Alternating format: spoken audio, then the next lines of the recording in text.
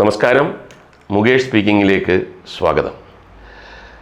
ഇന്നത്തെ കഥ എന്ന് പറഞ്ഞാൽ മറന്നിരുന്ന ഒന്ന് രണ്ട് ഓർമ്മ കഥകളാണ്. അതിപ്പോൾ ഓർക്കാൻ പ്രധാനപ്പെട്ട കാര്യമെന്ന് പറഞ്ഞാൽ നമുക്കെല്ലാവർക്കും അറിയാം, കുറച്ച് നാൾ മുമ്പ് കൊല്ലത്ത് ഏഷ്യയിലെ ഏറ്റവും വലിയ കലാമാമാങ്കം എന്നറിയപ്പെടുന്ന സ്കൂൾ കലോത്സവം സംഘടിപ്പിക്കുകയുണ്ടായി. പതിനായിരക്കണക്കിന് ആൾക്കാരാണ് സ്റ്റുഡൻസ്, പങ്കെടുക്കുന്നവർ, അവരുടെ അധ്യാപകർ, രക്ഷകർത്താക്കൾ, പിന്നെ കൊല്ലം ജനാവേലി. 24 വേദികളായിരുന്നു. ഈ 24 വേദികളിലും നെട്ടോട്ടമായിരുന്നു ആൾക്കാർ കാണാൻ. എന്നെ അത്ഭുതപ്പെടുത്തിയ കാഴ്ച എന്ന് പറയുന്നത്, പല ഐറ്റംസിൽ പങ്കെടുക്കുന്ന മത്സരാർത്ഥികളുണ്ട്.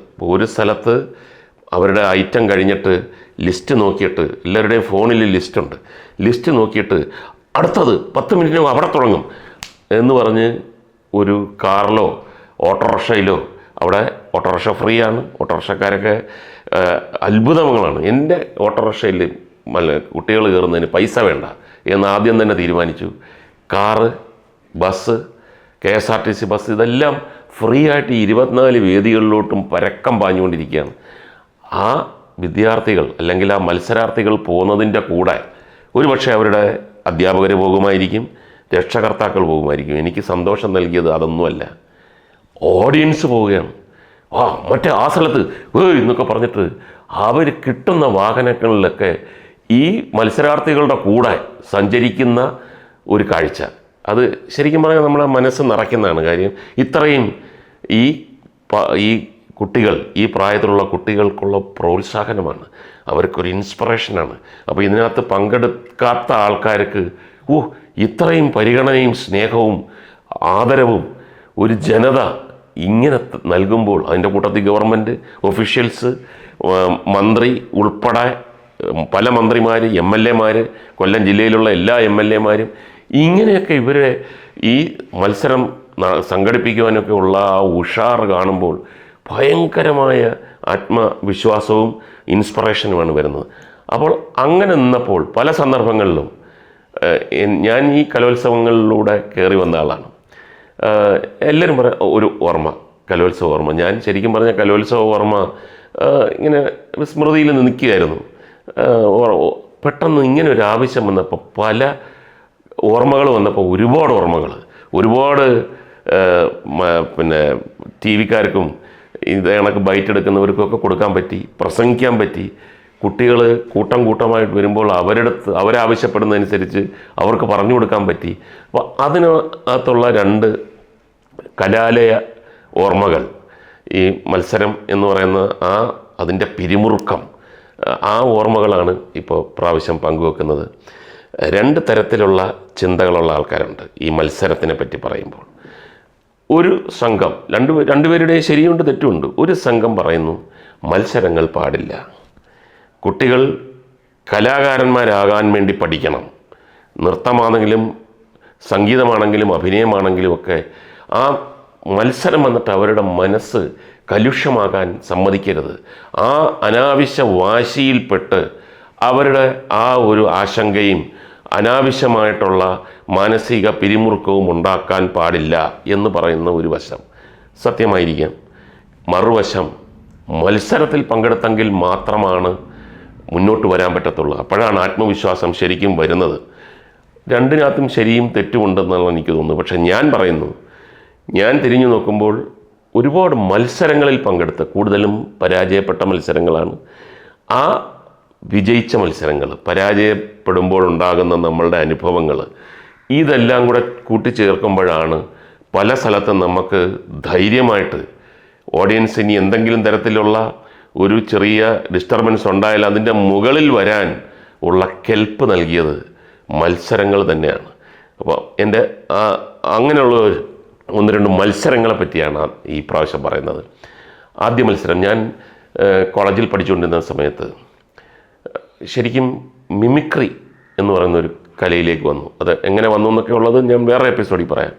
തൽക്കാലം കൊല്ലത്തുള്ള ആ പ്രദേശത്ത്, തിരുവനന്തപുരം ഉൾപ്പെടെയുള്ള പല മത്സരങ്ങളിൽ പങ്കെടുക്കുക, മത്സരങ്ങൾ പങ്കെടുത്തതിന് ശേഷം അതിൻ്റെ ഒരു കെയർ ഓഫിൽ പ്രോഗ്രാമുകൾ വലിയ എമൗണ്ടൊന്നും കിട്ടത്തില്ല, പക്ഷേ ആ ഏറ്റവും സാമ്പത്തിക പരാധീനത ഉണ്ടായിരുന്ന ഒരു കാലഘട്ടം മിമിക്രി കൊണ്ട് ഞാനത് കവർ ചെയ്തു. സിനിമയ്ക്ക് പോകാനും നല്ല ഒരു പുതിയ ഷർട്ട് വാങ്ങാനും ഒക്കെ വീട്ടിൽ നിന്ന് അത്യാവശ്യം തരും, ഭക്ഷണം കഴിക്കാനും ചെറിയ ടൂർ പോകാനും ഒക്കെ ഈ പ്രോഗ്രാമിൽ നിന്ന് കിട്ടുന്ന പൈസ ഉപകരിച്ചിരുന്നു. അപ്പോൾ അങ്ങനെ ഞാൻ കൊല്ലം ആ പ്രദേശത്തൊക്കെ മിമിക്രിയുടെ മെയിൻ ആൾ ഞാൻ തന്നെ, മോണോ ആക്ടിൻ്റെയും മെയിൻ ആൾ ഞാൻ തന്നെ എന്നൊക്കെ ഉള്ള ഒരു അനാവശ്യ ആത്മവിശ്വാസം. ഈ അനാവശ്യ ആശ്വാസം വരുമ്പോഴാണ് ഓവർ കോൺഫിഡൻസിലേക്ക് പോകുന്നതും കുറച്ച് അഹങ്കാരത്തിലേക്കൊക്കെ പോകുന്നതും. അപ്പോൾ പെട്ടെന്നൊരു ന്യൂസ് വരികയാണ്, യൂണിവേഴ്സിറ്റി യൂത്ത് ഫെസ്റ്റിവൽ കൊല്ലം SN കോളേജിൽ വെച്ച്, main venue SN college, mimicry മത്സരം SN കോളേജിൽ വെച്ച്. എല്ലാവരും വന്ന് എന്നെ കെട്ടിപ്പിടിച്ചോടാ, നിൻ്റെ സ്വന്തം തട്ടകത്തിൽ തിണ്ണയിൽ വന്നിരിക്കുകയാണ്, ഇതിപ്പരം നിനക്കൊരു ഭാഗ്യമില്ല. അപ്പോൾ പെട്ടെന്ന് അത് കൊള്ളാമല്ലോ, ഇവിടെ SN കോളേജ് എന്ന് പറഞ്ഞാൽ ഗ്രൗണ്ട് സപ്പോർട്ട്, ഈ നാട്ടുകാരുടെ സപ്പോർട്ട്, നീ ഭയങ്കര ഭാഗ്യവാനാണ്, നിനക്ക് ആ സമയത്ത് തന്നെ ഇവിടെ വന്നല്ലോ. അപ്പോൾ അന്ന് കേരള യൂണിവേഴ്സിറ്റി എന്ന് പറഞ്ഞു കഴിഞ്ഞാൽ MG യൂണിവേഴ്സിറ്റി ഇല്ല. എറണാകുളം, കോട്ടയം, ഇടുക്കി, പത്തനംതിട്ട, കൊല്ലം, തിരുവനന്തപുരം, ആലപ്പുഴ എല്ലാം കേരള യൂണിവേഴ്സിറ്റി കീഴിലാണ്. ഒരു മത്സരത്തിൽ, ഒരു ഇനത്തിൽ മോർ ദാൻ 250 പാർട്ടിസിപ്പൻസാണ്. അപ്പോൾ ഇങ്ങനെ നടന്നുകൊണ്ടേയിരിക്കും, തീരത്തില്ല. അപ്പോൾ അങ്ങനെയുള്ള ഒരെണ്ണം, ഒരു മത്സരം നിനക്ക് കിട്ടി. അപ്പോൾ ഞാനും സന്തോഷിച്ചു. പക്ഷേ ആ സന്തോഷത്തിന് വലിയ ആയുസ്സില്ലായിരുന്നു. 3-4 ദിവസം കഴിഞ്ഞപ്പോൾ ഈ ന്യൂസ് വന്നതിന് പെട്ടെന്ന് എനിക്കൊരു ഭയം, ഒരാദി. എങ്ങാണം കിട്ടിയില്ലെങ്കിലോ, മത്സരത്തിൽ പങ്കെടുത്ത് എനിക്ക് സമ്മാനം ലഭിച്ചില്ല എങ്കിൽ ഞാൻ എങ്ങനെയാണ് ലോകത്തെ ഫേസ് ചെയ്യുന്നത്? കൊല്ലം ആൾക്കാരും തിരുവനന്തപുരം ആൾക്കാരൊക്കെ മോശക്കാരല്ല. അവർ പറയും, ഡേയ് ഇവിടൊക്കെ വലിയ രാജാവ് എന്നൊക്കെ പറഞ്ഞ് നടന്ന് ശരിക്കുള്ള മത്സരം വന്നപ്പോൾ നമ്മുടെ ഭയം പോയി. ഭയങ്കര ഷോക്കാണ്. അത് ആലോചിക്കുമ്പോൾ എനിക്ക് ഭയം കൂടിക്കൂടി വന്നു. കാരണം തോറ്റാൽ നാട് വിടണോ, ആത്മഹത്യ ചെയ്യണോ, കോളേജ് മാറണോ, എങ്ങനെയാണ്? അത്രമാത്രം ഇവരെല്ലാവരും അങ്ങ് വിശ്വസിച്ചിരിക്കുകയാണ്. അത് പിന്നെ അവനല്ലേ കിട്ടത്തുള്ളൂ. ഇത് പറയുമ്പോഴും കിട്ടിയില്ലെങ്കിൽ നീ ഏജിൽ വന്നാൽ എന്നുള്ള ഒരു അർത്ഥം കൂടെ ഉണ്ടാവായിട്ട് എനിക്ക് തോന്നുന്നു. കുറച്ചൊക്കെ അർത്ഥം കാണും. അങ്ങനെ ഈ സന്തോഷമൊക്കെ മാറി, മൂകത മാറി, ഭയമായി, നിശബ്ദനായി. എപ്പോഴും ഈ ആലോചന തന്നെ. മത്സരങ്ങൾ ഇനി കുറച്ച് ദിവസങ്ങൾ മാത്രമേ ഉള്ളൂ. എന്ത് ചെയ്യണം? മത്സരത്തിൽ പങ്കെടുക്കാതെ പോകാൻ പറ്റത്തില്ല. അപ്പോൾ അത് പ്രധാനം. അത് പിന്നെ വലിയ വഞ്ചനയാവും. എന്ത് ചെയ്യും? എങ്ങനെയാണ്? ആരുടെ അടുത്ത് തുറന്നു പറയും? അത് ഞാൻ ആ ലൈബ്രറിയുടെ തൊട്ടിപ്പുറത്ത് ഇങ്ങനെ ഇരിക്കുകയാണ്. കൂട്ടുകാരില്ല, ചിരിയില്ല, ഒരു കുഴപ്പമില്ലാതെ ജീവിച്ചിരുന്ന ഞാൻ ഭയങ്കരമായ ഒരു തകർച്ചയുടെ വക്കിൽ എത്തിയിട്ട് ഇങ്ങനെ സദാ ചിന്തയും ഭയമായിട്ട് ഇങ്ങനെ ഇരുന്നപ്പോൾ എൻ്റെ ഒരു കൂട്ടുകാരൻ, അവൻ്റെ പേര് ജയൻ എന്നാണ്. ജയൻ വന്ന് ചോദിച്ചു, നീ എന്താ ഇവിടെ ഇരിക്കുന്നത്? ഞാൻ പറഞ്ഞൊന്നുമില്ല, നല്ല സുഖം തോന്നുന്നില്ല, എനിക്കൊരു ഹെൽപ്പ് ചെയ്യുമോ? ഞാൻ ചോദിച്ചു, എന്താണ് ഹെൽപ്പ്? എനിക്ക് 2 ദിവസമായിട്ട് പനി, യൂണിവേഴ്സിറ്റി യൂത്ത് ഫെസ്റ്റിവലൊക്കെ വരുമല്ലേ, ഇനി വെച്ചോണ്ടിരുന്നു കഴിഞ്ഞാൽ അത് കൂടും. ഞാൻ ഡോക്ടറെ അടുത്തൊന്ന് പോവുകയാണ്, നീയും കൂടെ ഒന്ന് വരണം. ഞാൻ പറഞ്ഞു, എനിക്ക് വയ്യ, എന്നെ വെറുതെ വിടൂ, പറ്റത്തില്ല, ഞാൻ ഒറ്റയ്ക്ക് എനിക്ക് പോകാൻ പറ്റുന്നില്ല, ഞാൻ പനിയല്ലേ, നീയും കൂടെ വാ, ചുമയുണ്ട് എന്നൊക്കെ പറഞ്ഞു നിർബന്ധിച്ചു കൊണ്ടുപോകുന്നു. കൊല്ലത്തെ ഏറ്റവും പ്രശസ്തനായ ഒരു ഡോക്ടറാണ്, ജയൻ്റെയൊക്കെ ഫാമിലി ഡോക്ടറാണ്. നമ്മളുമായിട്ടൊക്കെ നല്ല ബന്ധമാണ്. നല്ല സരസനായ, നല്ല എപ്പോഴും ചിരിച്ചുകൊണ്ടിരിക്കുന്ന ഒരു ഡോക്ടറാണ്. ഞാൻ ആ സോഫയിലിരിക്കുന്നു. ജയൻ ഡോക്ടറുടെ റൂമിലേക്ക് കയറുന്നു. സ്റ്റെതസ്കോപ്പൊക്കെ വെച്ചിട്ട് നോക്കുന്നു. വാ തുറക്കൂ എന്നൊക്കെ പറഞ്ഞു. ചെറിയതായിട്ടൊരു വൈറൽ ഫീവറിൻ്റെ തുടക്കമാണ്, സാരമില്ല, മരുന്നൊക്കെ. അപ്പോൾ പല സന്ദർഭങ്ങളിലും ഞാനിങ്ങനെ നോക്കുമ്പോൾ ഡോക്ടർ എന്നെ നോക്കുന്നുണ്ട്. ഞാൻ ഇങ്ങനെ കണ്ണു മാറ്റും. ജയൻ മരുന്ന് കുറിച്ചിട്ട് പുറത്തോട്ടിറങ്ങാൻ നേരത്ത് ഡോക്ടർ എന്നെ വിളിച്ചു, നീ വന്നേ എന്ന് പറഞ്ഞു. ഞാൻ പറഞ്ഞു, ഞാനോ? ഇളഞ്ഞു വാ. അകത്തോട്ടില്ലെന്നു. ഇയാൾ മാധവൻ ചേട്ടൻ്റെ മോന് മുകേഷല്ലയോ? ഞാൻ പറഞ്ഞു, അതെ. എന്താ പറ്റി? എന്താണ് ഇത്ര വലിയ ചിന്ത? ഞാൻ പറയേ ഒന്നുമില്ല. ഇയാളെ എനിക്കറിയാമല്ലോ, ഇയാൾ ഇവിടെ എത്ര പ്രാവശ്യം വന്നിട്ടുള്ളതാണ്. ഇയാൾ വന്നു കഴിഞ്ഞാൽ ഭയങ്കര ചിരിയും ബഹളവും തമാശയും ഒക്കെ അല്ലയോ. ഇയാളെ സ്റ്റെതസ്കോപ്പ് വെക്കുമ്പോൾ തന്നെ ഇയാൾ 3 പ്രാവശ്യം 4 പ്രാവശ്യം എന്നെ ചിരിപ്പിച്ചിട്ടാണ് എനിക്ക് ട്രീറ്റ് ചെയ്യാൻ പറ്റുന്നത്. പക്ഷേ ഞാൻ ശ്രദ്ധിക്കായിരുന്നു എന്താണ് അവിടെ. അപ്പോൾ എനിക്ക് പെട്ടെന്നൊരു പിടിവള്ളി പോലെ ഞാൻ പറഞ്ഞു, ഡോക്ടറെ എനിക്കൊരു പ്രോബ്ലമുണ്ട്. പറഞ്ഞോളൂ. ഞാൻ പറഞ്ഞത് ഈ ജയൻ കണ്ടാൽ കേട്ടാൽ. ഇപ്പം ഡോക്ടർ മനസ്സിലായി. ഓ ജയൻ എവിടെ ഇരി. കഥ വെച്ചായിരുന്നു. എന്താണ് ഇപ്പം ഡോക്ടർ വിചാരിക്കുന്നത് എനിക്ക് എന്തോ ഭയങ്കര അസുഖമുണ്ട്, പുറത്ത് പറയാൻ വിഷമമുള്ള അസുഖമാണ് ആണ് അദ്ദേഹം വിചാരിച്ചിരിക്കുന്നത്. ഞാൻ പറഞ്ഞു ഇങ്ങനെ ഒരു പ്രശ്നം നടക്കുകയാണ്. 2 ദിവസം കഴിഞ്ഞാൽ യൂണിവേഴ്സിറ്റി യൂത്ത് ഫെസ്റ്റിവലാണ്. സമ്മാനം കിട്ടിയില്ലെങ്കിൽ എനിക്കറിഞ്ഞൂടാ എൻ്റെ ജീവിതം എന്താകുമെന്ന്.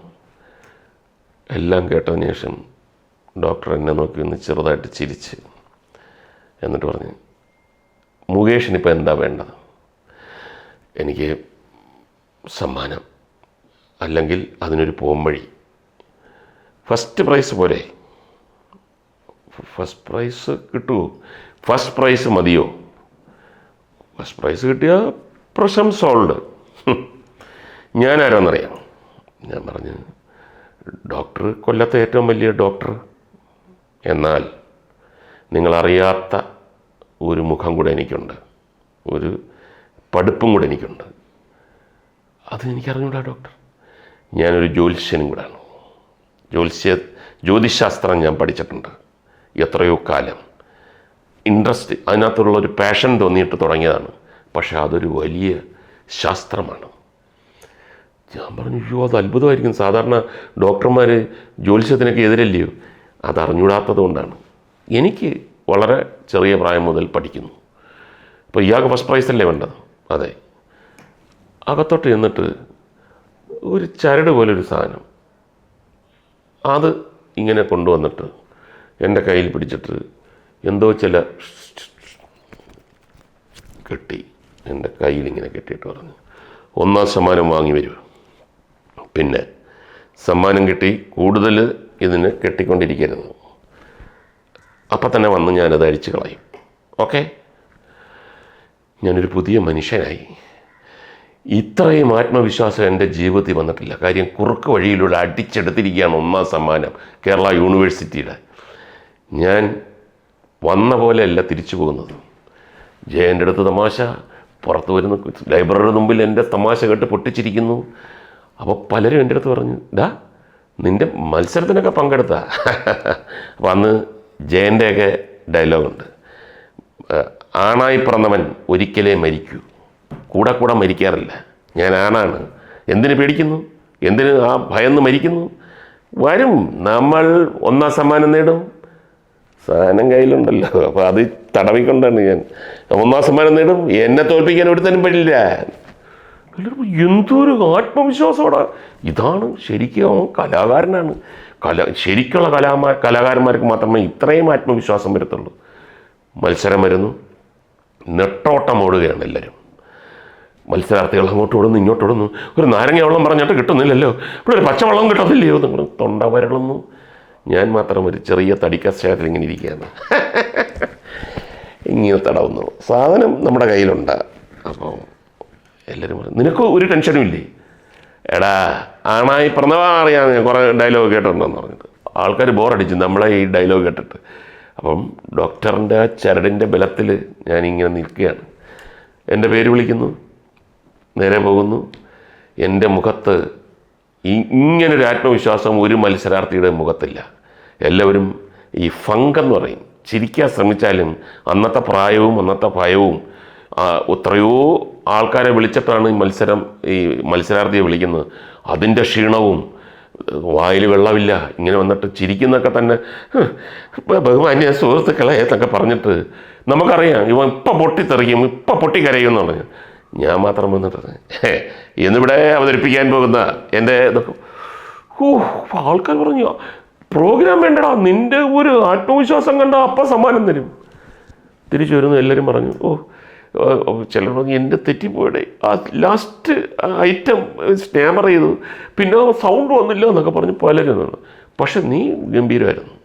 ഓക്കെ, സമ്മാനം അനൗൺസ്മെൻറ്റ്. ഞാൻ വന്ന് പറഞ്ഞു, സമ്മാനം കിട്ടിയില്ലെങ്കിൽ എന്താ കിട്ടിയത്? സമ്മാനം എന്നൊക്കെ പറഞ്ഞാൽ അതാണോ നമ്മുടെ അളവ് പോലെ?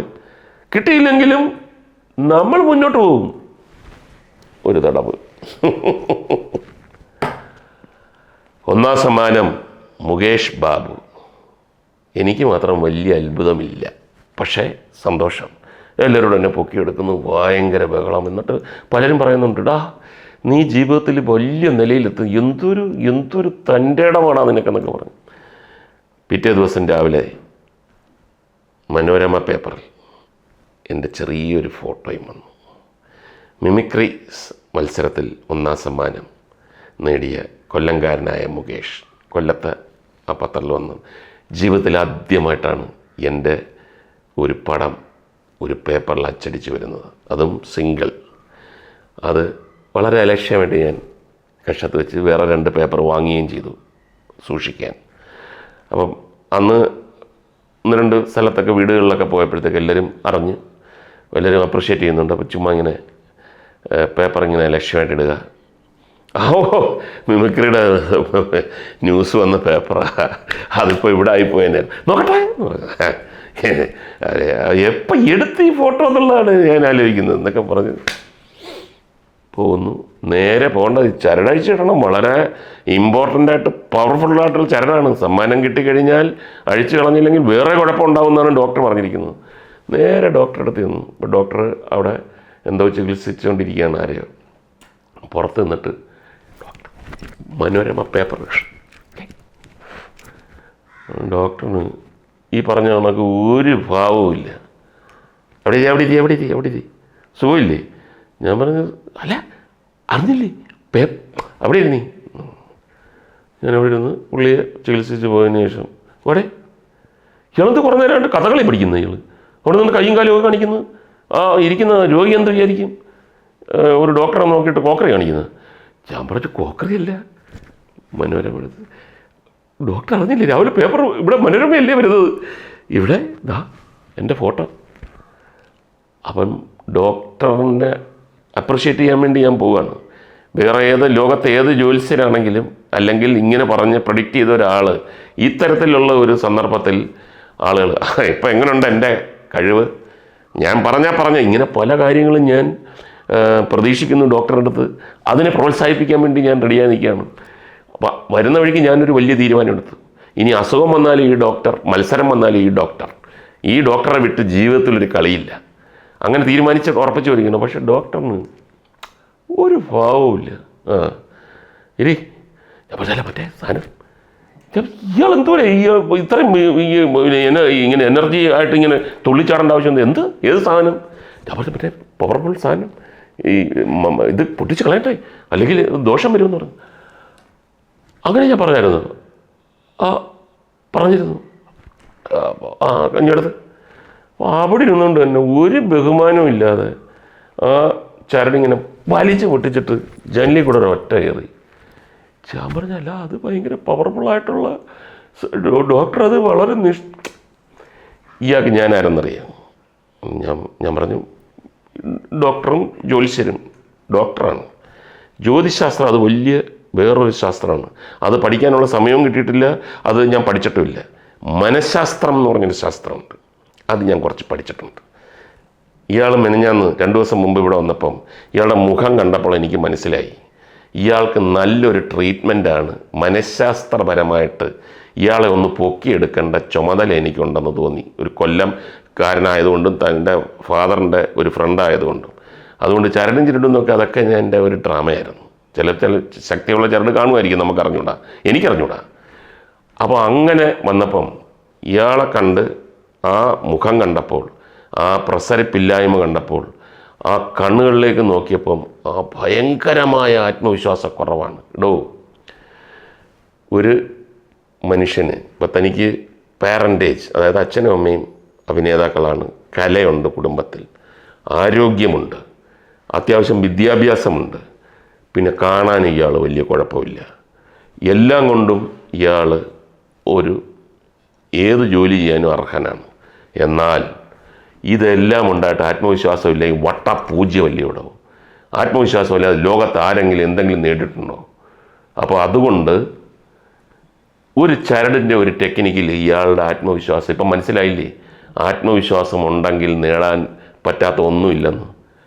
ഞാൻ അന്തം വിട്ടിരിക്കുകയാണ് ഡോക്ടറെ. അപ്പോൾ ഇനി ഈ ആത്മവിശ്വാസം, ഈ അദൃശ്യമായ ചരട് എപ്പോഴും കാണത്തില്ലല്ലോ, ചരട് പൊട്ടിച്ചു കളഞ്ഞല്ലോ, എന്നാൽ ഒരു ചരടുണ്ടെന്ന് വിചാരിക്കുക. ഏത് മത്സരത്തിന് എവിടെ പോയാലും ഐ ആം ദ ബെസ്റ്റ്, എന്നെ കഴിഞ്ഞേ ഉള്ളൂ വേറൊരുത്തൻ, ഞാൻ എന്തിനു പേടിക്കണം? ഇയാൾ ഇവിടെ തടവിക്കുകയാണെങ്കിൽ, ഈ ചരടുണ്ടെന്ന് പറഞ്ഞ് തടവിക്കും, ഇയാൾ വിജയിക്കും. ഓക്കെ, പിന്നെ ജീവിതത്തിലോട്ട് കടക്കുകയാണ്. ഒരു കാര്യം ആലോചിക്കുക, റോസസ് ഓൾ ദ വേ അല്ല. ഇങ്ങനെ റോസാപുഷ്പങ്ങൾ ഇങ്ങനെ അതിനകത്ത് ചവിട്ടി പോകുന്ന ഒരു ജീവിതം ആർക്കുമില്ല. അട്ടഹാസങ്ങളും പൊട്ടിച്ചിരികളും കൂക്കുവിളികളും കല്ലും മണ്ണും മുള്ളും നിറഞ്ഞ ജീവിതമാണ്. അവിടെ ഈ അദൃശ്യമായ ചരട് കെട്ടിയിട്ടുണ്ടെന്ന് വിചാരിച്ച് ഐ ആം ദ ബെസ്റ്റ് എന്ന് ശ്വാസോച്ഛ്വാസത്തിലും ആ മന്ത്രം ഉരുവിട്ടുകൊണ്ട് പോ. B successful. ഈ കലോത്സവത്തിൻ്റെ കാര്യം വെച്ചിട്ടാണ് നമ്മൾ തുടങ്ങിയത്. ഈ കലോത്സവത്തിൽ ഒരു പ്രത്യേക സാഹചര്യത്തിൽ ഒരുപാട് കുട്ടികൾ ഉണ്ടായിരുന്ന ഒരു കുട്ടികൾ, അതിനകത്ത് വിജയിച്ചവരും പരാജയപ്പെട്ടവരും ഒക്കെ ഉണ്ട്. അപ്പോൾ എന്താണ് ഒരു സീനിയർ കലാകാരൻ എന്ന നിലയിൽ, മത്സരങ്ങളിലൂടെ കടന്ന് മുന്നോട്ട് വന്ന ആളെന്ന നിലയിൽ, MLA എന്ന നിലയിൽ ഈ വളർന്നു വരുന്ന കുട്ടികളോട് എന്താണ് പറയാനുള്ളത്?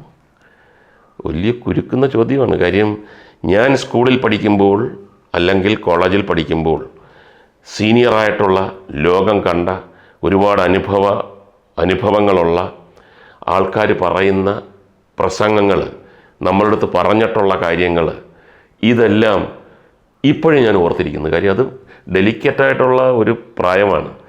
നല്ലതാണെങ്കിലും ചീത്തയാണ്. അതുകൊണ്ടാണ് ഈ സ്കൂളിലും കോളേജിലും ഒക്കെ പോകുമ്പോഴത്തേക്ക് നമ്മൾ വളരെ സൂക്ഷിച്ച് മാത്രമേ നമ്മൾ കൈകാര്യം ചെയ്യാൻ പാടുള്ളൂ. ഞാൻ സ്കൂളിൽ പഠിക്കുമ്പോൾ ഉള്ള ഒരു ഓട്ടോഗ്രാഫ് പെട്ടെന്ന് എൻ്റെ മനസ്സിലേക്ക് ഓർമ്മ വന്നു. ഞാൻ 10ാം ക്ലാസ്സിൽ പഠിക്കുമ്പോൾ കൊല്ലത്ത് ഒരു ഷൂട്ടിംഗ് വന്നു. അച്ഛനും ബാപ്പയും, അത് കാളിദാസ കലാകേന്ദ്രത്തിൻ്റെ തന്നെ സംഗമം എന്ന KT മുഹമ്മദ് എഴുതിയ നാടകം സിനിമയാക്കിയപ്പോഴാണ് അച്ഛനും ബാപ്പയും. ദേശീയോദ്ഗ്രഥന അവാർഡ് വരെ, നാഷണൽ അവാർഡ് വരെ കിട്ടിയതാണ് അച്ഛനും ബാപ്പയും.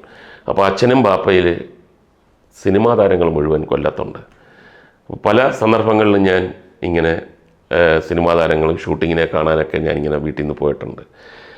അപ്പോൾ 10ാം ക്ലാസ്സിലായപ്പോഴത്തേക്ക് ഓട്ടോഗ്രാഫിൻ്റെ സമയമാണ്.